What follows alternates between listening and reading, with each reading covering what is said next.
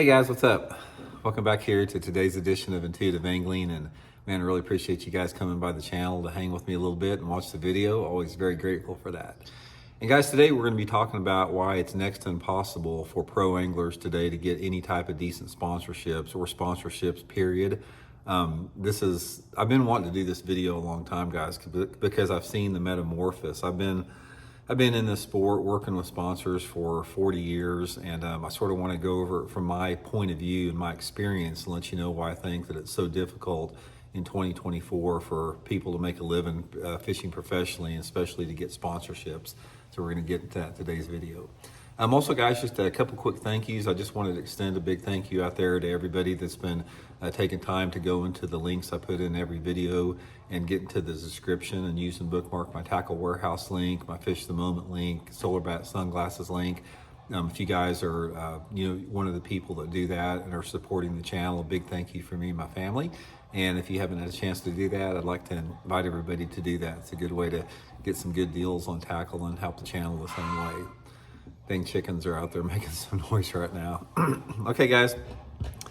Right now, 2024 is ever since I've been to fishing, I started fishing professionally in 1985. And out of all the years that I've been fishing and observing the sport, being a participant in it and being a third-party observer, it's more difficult now for professional anglers to gain sponsorship than any other period in the sport of fishing, which doesn't make any sense because we're going to get into that a little bit. Now, I sort of want to run you all through the metamorphosis a little bit and then talk about how we got to the point that we are right now. Back when I started fishing professionally in the 80s, the only pro circuit that was there was the Bassmaster Tour, and there were 6 tournaments. Eventually, those 6 tournaments turned into the Bassmaster Top 100 circuit. But regardless, that was the only circuit. So there was only about 100 people out there that considered themselves professional anglers, probably even less than that. Excuse me.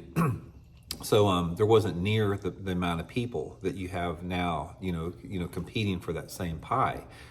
And also back then, that was before social media. There was no social media. So the only exposure and how an angler got sponsorships was basically through qualifying for the Bassmaster Classic. If you didn't qualify for the Bassmaster Classic, it was definitely extremely difficult to get sponsorships. And when I talk about sponsorships, guys, I'm talking about financial compensation. I'm not talking about free product or a discount on product. That's not sponsorship, in my opinion.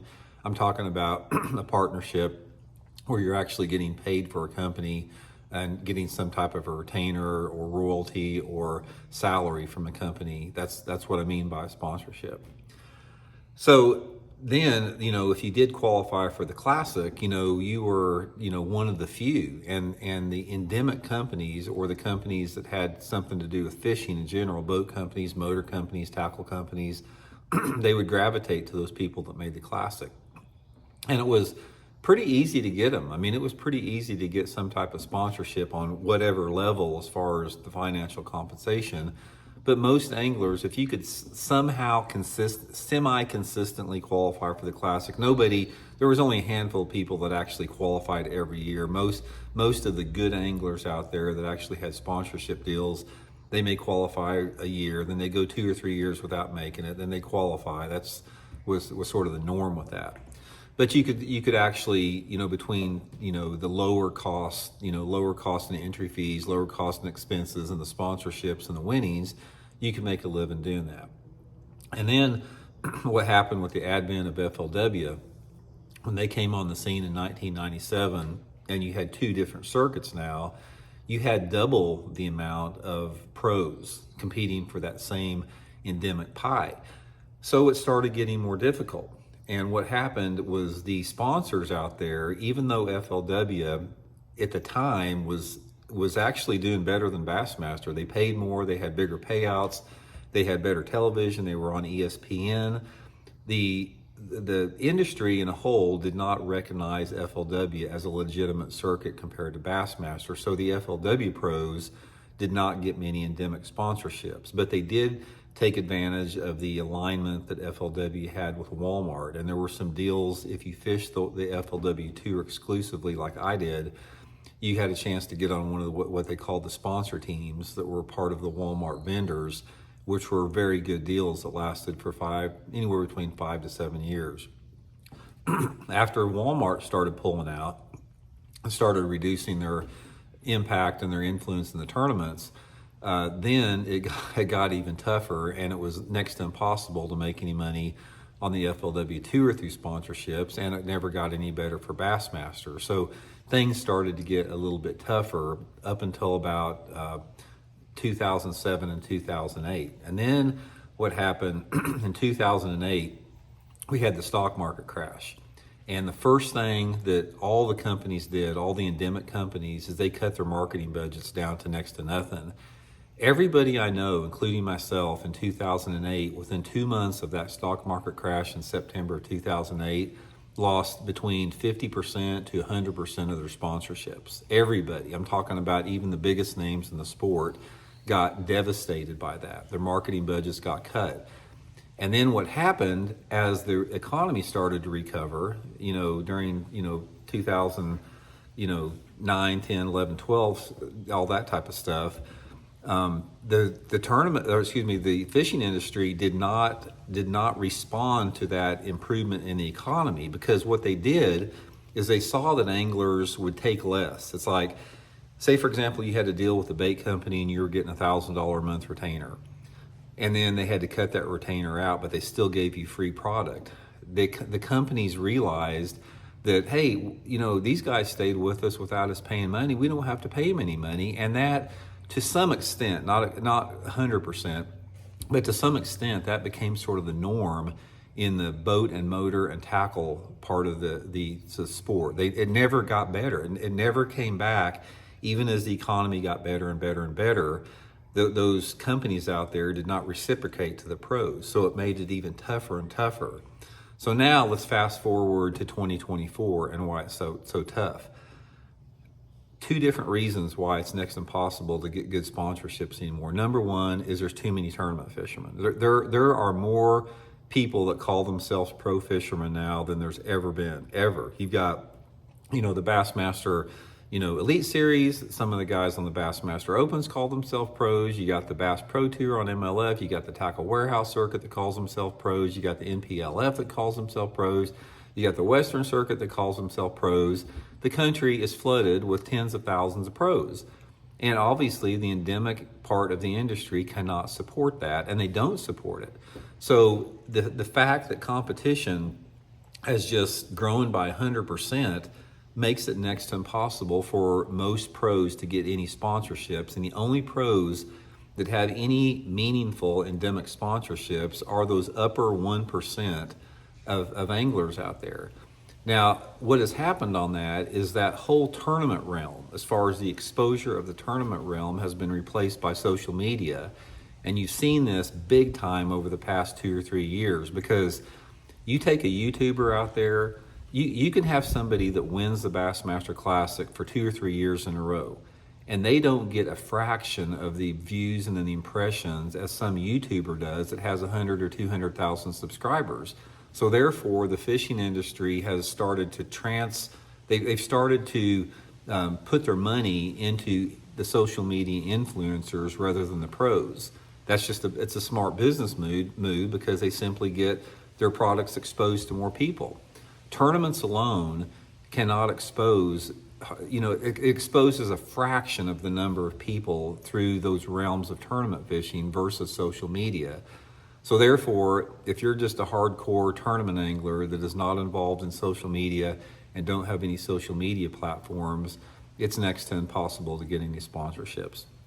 That's on the endemic side, the tackle side. Now, there are more opportunities in the non-endemic side as far as companies that don't really have anything to do about fishing, like my title sponsor, Bridgeford Food Corporation. You've got some companies out there like, automobile manufacturers. You got different businesses out there that use influencers and professional anglers to expose their products in a very unique way to a target market. But the fact remains that sponsorships from tournaments, as far as being a tournament angler and getting sponsorships from lure companies, tackle companies, line companies, boat and motor companies out there, it's tougher than it's ever been. And it's basically just the upper 1 or 2% that is actually making any money to speak of with that.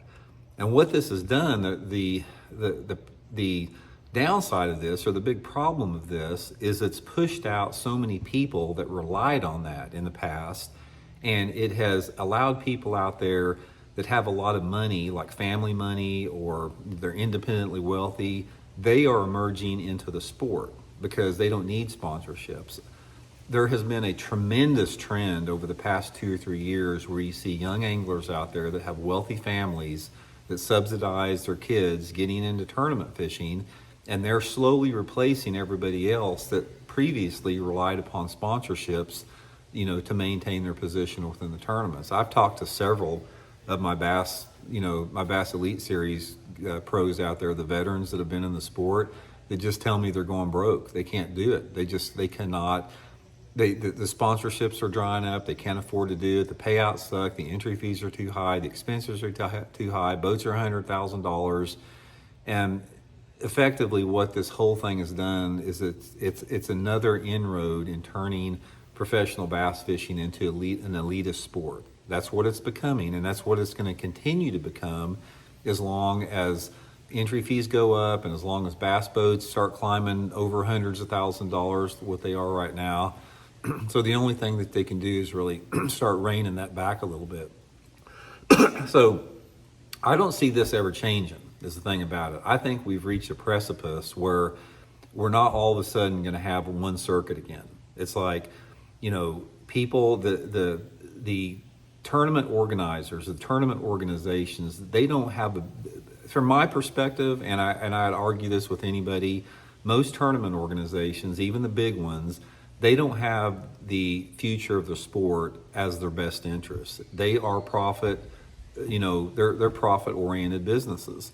And they're gonna, if somebody thinks they can make $1 or $2 starting up a tournament organization, they're gonna do it, and they don't give a crap about, what that's gonna do to dilute the sport down or take away from what, professional fishing used to be. So in other words, it's just not a good time to be a pro angler, guys.